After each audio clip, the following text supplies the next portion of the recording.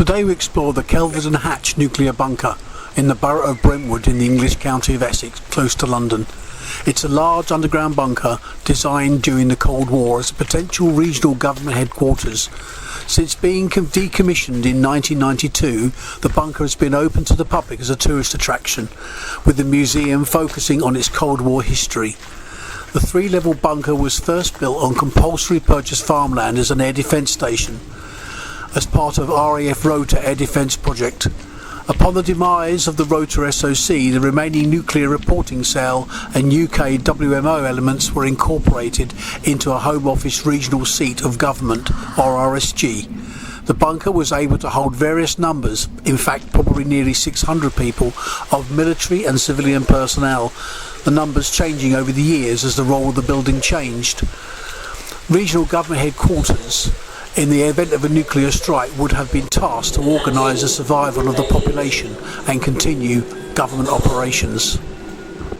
This is the guardhouse where you pick up your handset. It would have been used as the entrance to the site when it was operational. Guards would have maintained it all the time, although the bunker itself was only to be manned during nuclear operations. The bunker is built 125 feet underground, and the entrance is through an ordinary looking bungalow. The trees and surrounding area make it look completely innocuous to what's inside. The bungalow leads to a 100 yards long or 91 metre tunnel entering the R4 at its lowest floor of 3. Above the two floors, the hill which covers it and the radio mast some distance away are visible.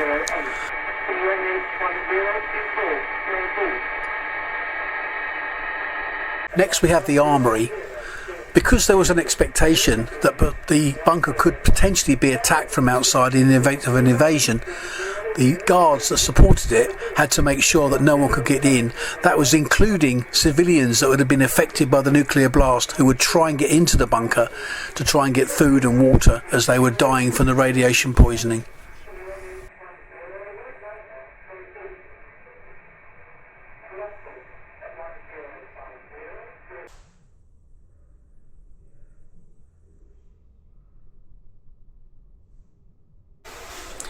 Telecommunications with regional headquarters was key.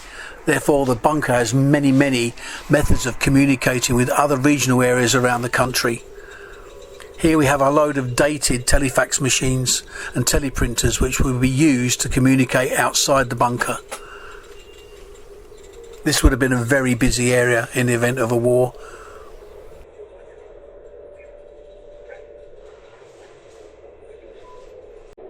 Down here there would have also been a great deal of scientists who would be analysing the effects of the blast throughout London and the regional areas. They would have made decisions about what to do and how to best manage the dying population. Since decommissioning, it's been used in a number of films and TV locations. It was the killer's location for the BBC programme The Murder Game, and it's been used in other programmes such as New Tricks, which was broadcast on BBC One in 2014. In 2016, the full-motion video game The Bunker, which uses live action footage, was fully filmed inside. Now we have the BBC studios. This would have been used to broadcast radio transmissions across the country, telling people what was happening and how best to survive. This is the command floor. This is where much of the planning would have been done, deciding how to move rescue services in once the fallout had settled, and how best to rescue those who had survived and unfortunately try and put those who are dying out of their misery.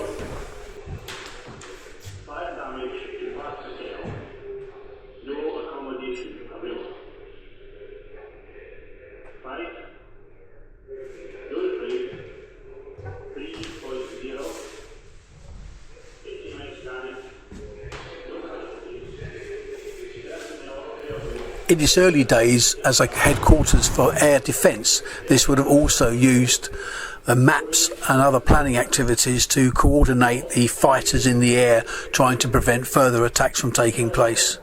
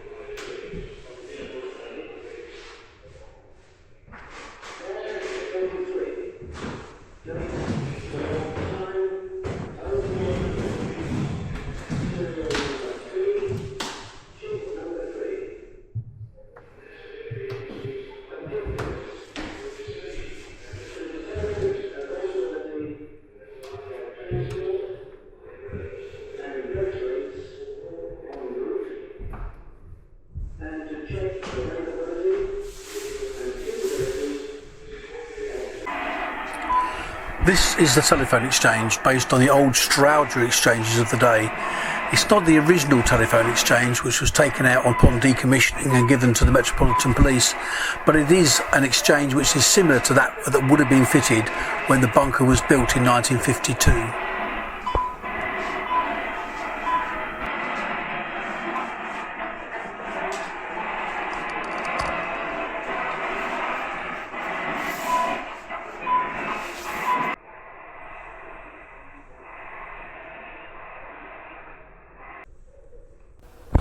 This is the plant room where air from outside would have been sent in and filtered by huge filter units.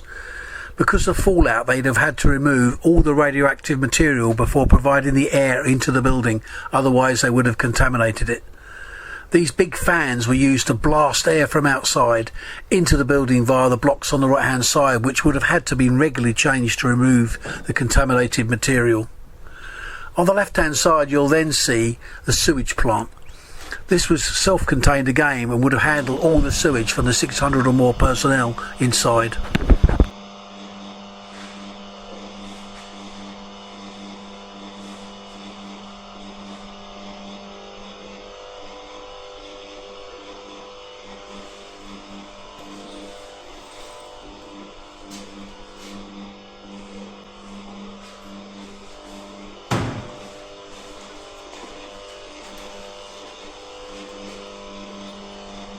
The plant room would have been the hub of the building, critical to the survival of those inside the building. It had to be maintained continuously throughout its operation. The MOD pretty much left this area as it was originally built and didn't remove anything.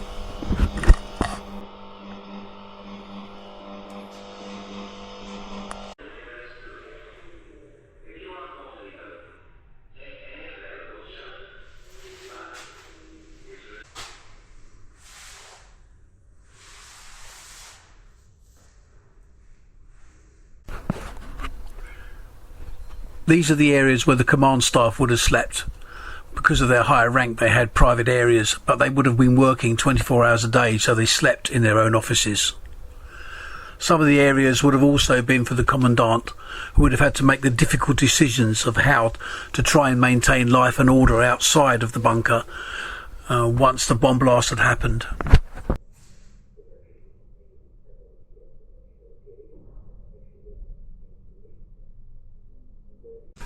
This is the administration area and the secretarial pool. In this area there would have been a representative from all the main government ministries, from agriculture right the way through to social services. They would have had to consider how to best get people to survive outside and get some sort of order back as the fallout fell and life became almost impossible to survive.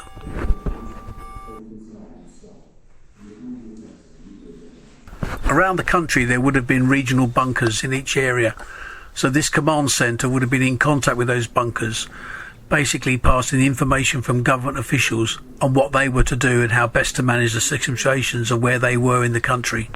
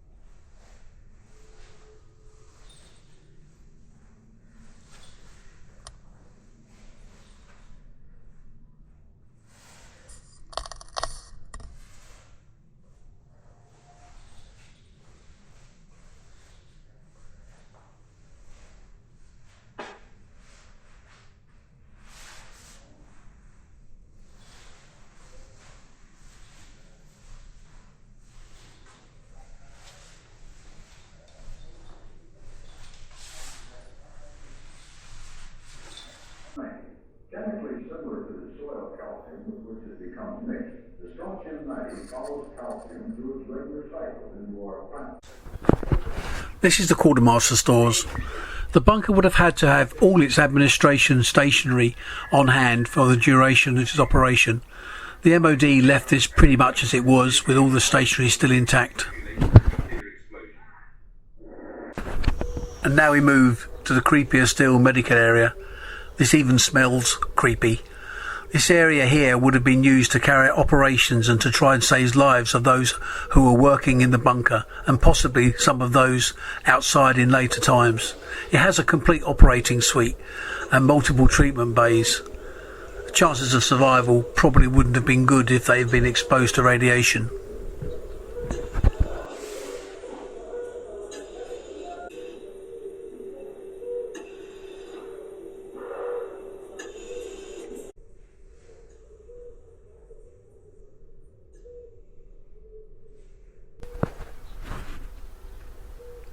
This is a typical area where people would have had to use the washrooms. They're very much military style, with showers and washing and toilet facilities. Now we move to the accommodation areas where people would have slept. There's not enough beds here for all the staff that would have been operating, so the beds would have been used on shifts, with each bed being used up to 3 or 4 times a day by different people. Finally, we reach the canteen, which is now also used as a gift shop and refreshment area. The bunker is open most weekdays and also on special occasions like Halloween, although the mind boggles what it would be like inside there on Halloween. If you've enjoyed this video, please do hit the subscribe button and put some comments in. Thanks for watching.